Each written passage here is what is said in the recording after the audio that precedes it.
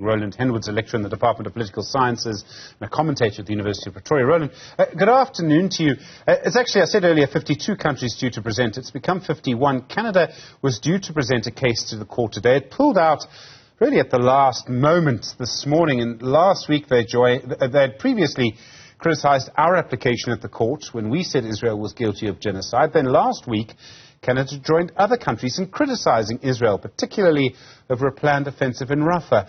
Can we read anything into Canada's decision this morning to pull out? It's difficult to say, and I think one must differentiate between what happened in the previous case on the Genocide Convention and what happens now. It's much easier to join this case because it's much more clear in the context of you are basically engaging on international law and the issues around occupation and illegal occupation and the activities that are associated with that. So that's it's a much easier case to argue and to support, and it actually as important as it goes to the heart of what lies behind the conflict that is currently playing out. So it's difficult to say why Canada has withdrawn at this stage. It may be a question of pressure, it may be a question of other interests. It may also be a question of arguing that, well, what is put before the court now is actually supported by enough. The arguments may be covered, I'm not sure. It is important to note that many countries that have traditionally supported Israel are actually starting to create some distance. We see the Netherlands, we see the Belgian government made a presentation this morning. And those are important countries in the heart of NATO, in the heart of the EU, and they have over time started to become much more critical of what Israel is doing. I think the issue here is where it becomes easier is that this is not a life and death issue in the context of a war that's being fought on two sides. It's a question of practices that has over decades become institutionalized, and this is not acceptable. It also, I think, becomes more relevant in the context of what is happening globally.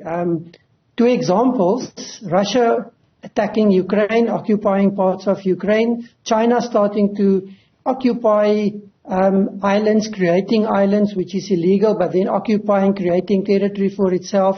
So the issue of territory, the issue of occupation and the international law around that is very important, and it is being tested, and this may be an important case in a modern context to actually give guidance on some of what may be playing out on a global level. Our argument is also based on the principle that Israel is treating Palestinian people like the apartheid government here treated black people. And it's an argument with a huge resonance in our country, in the Middle East, I think in many other parts of the world too. Is it a strong legal argument in front of this court that what Israel is doing is really apartheid? It is a strong argument in the sense that there is precedent in the United Nations that has declared this a crime against humanity. So yes, it's not just an emotional appeal. It actually has real legs to stand on if that is your argument. And the issue here is, can you prove that? It's interesting if one listened to the case presented by South Africa, especially by the ambassador, saying that South Africa has a duty to go everywhere in the world where this happens and to take up the case of people and the cause to prevent this from happening. Now that indicates quite an important step up in the sense that South Africa is now going to probably act way beyond just what is happening in the Palestinian case if one takes that in a literal way. So it's an important argument. It's not just an emotional or political argument. But the way in which South Africa is presenting it, I think, yes, it strengthens the argument, but it may also shine an important spotlight back onto South Africa in future. So I want to come to that because, I mean, it's quite a big thing to say that South Africa is always going to fight for this.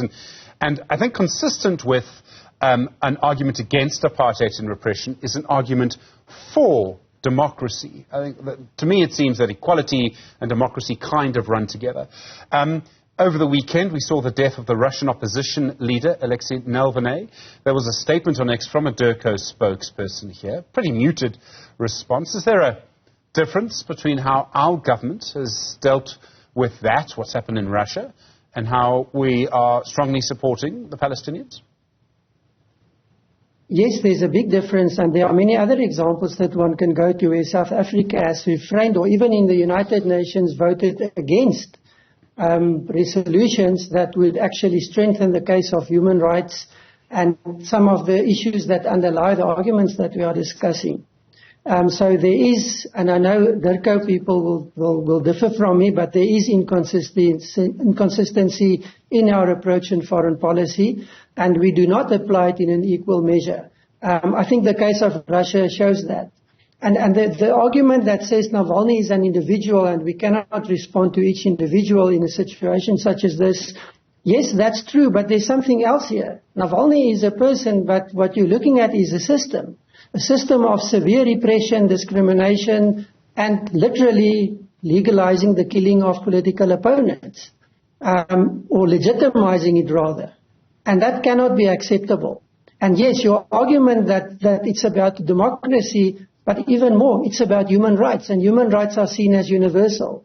And you cannot pick and choose where you want to support this because it's in your national interest or it's politically something that you treasure. If you apply these measures, you have to apply them much more consistently.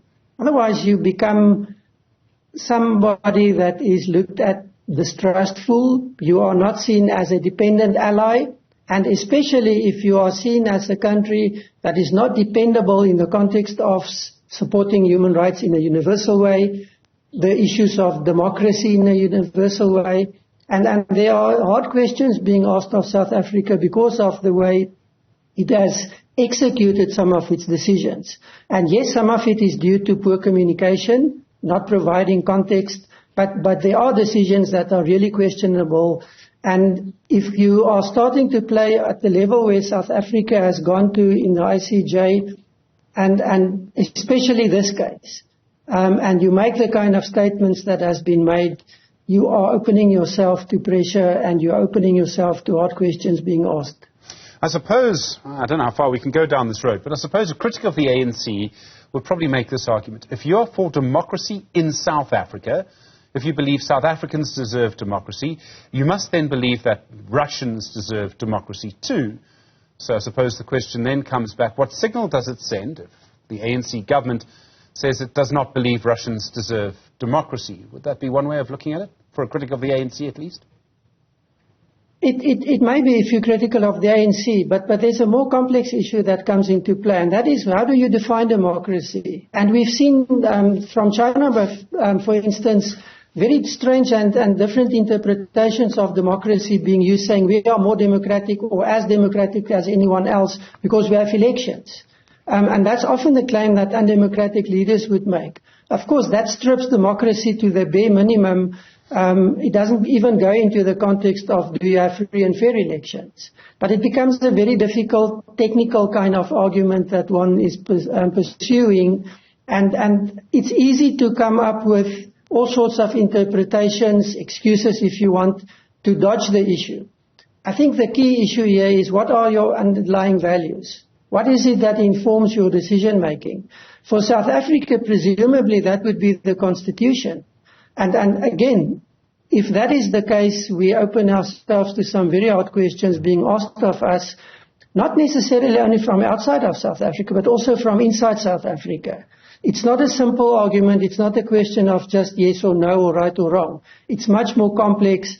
But if we engage in this context, we really have to look carefully at what we say, especially, but also at what we do and then what we are not doing, because that may actually say quite a lot about what's happening in South Africa and how we interpret and act when we move outside of South Africa. Roland Henwood, thank you. Lecturer in the Department of Political Sciences at the University of Pretoria. Really appreciate the time.